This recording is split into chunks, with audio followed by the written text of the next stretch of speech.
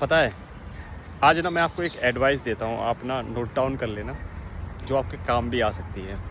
जब आप ना बेबी प्लान कर रहे हो ना यार, तो सबसे पहले ना आपके मन में कभी भी पैसों के रिलेटेड है ना, कभी भी खर्चे के रिलेटेड एक टेंशन नहीं होनी चाहिए मेरे ख्याल से। और वो कैसे होती है ना, जैसे मैंने कल ना लोगों से, बहुत ज़्यादा लोगों से बात करी, ठीक है। तो उन लोगों से जब मेरी बात हुई ना, तो मुझे पता चला कि यानी कि जैसे सबको मैटरनिटी का क्लेम यानी कि कवरेज चाहिए अब इमीडिएटली। बट क्या है ना, उसमें जैसे उन लोगों का मेरी बात हुई, तो उन लोगों ने कांटेक्ट किया, ज़्यादातर पर्सन ने, कि जिनकी ना मैटरनिटी 2 महीने की हो चुकी है, 4 महीने का है, तो पहले से यानी कि 4 महीने की प्रेगनेंसी है। तो उस टाइम पर कोई भी प्लान है ना, उनको पहली बात तो मिलता नहीं है, ठीक है। मार्केट में जो प्लान्स मिल रहे हैं, वो 3-3 साल के प्रीमियम ले रहे हैं, बोल रहे हैं आपको दे देंगे कवर 9 महीने 3 महीने, बट लेकिन यानी कि जैसे उसमें 50,000 से ऊपर का तो प्रीमियम ही देना पड़ रहा है, 50,000 की लिमिट है उसमें।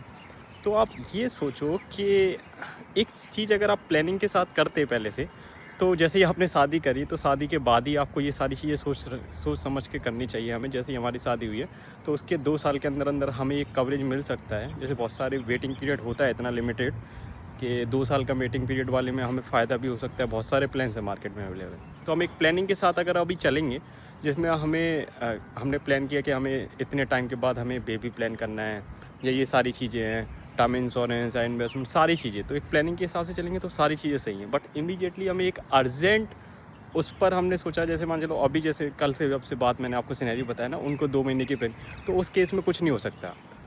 तो मैंने उनको भी समझाया कि वो कॉर्पोरेट इंश्योरेंस ले सकते हैं, ठीक है, कि कॉर्पोरेट इंश्योरेंस के साथ आप जाइए, तो उसमें आपको फ़ायदा भी रहेगा, ठीक है, वही कवरेज देगा आपको इमीडिएटली।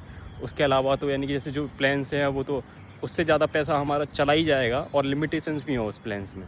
तो ध्यान रखना है हमें, कभी भी अगर कोई भी चीज़ यानी कि मैटरनिटी के लिए अगर आपको, या बेबी प्लान कर रहे हो, बहुत खर्चा है उसमें। अगर आप एक एवरेज हॉस्पिटल में जाओगे ना, तो 2 लाख से लेके मिनिमम से मिनिमम एक सिजेरियन का 2 लाख रुपए लग जाएगा।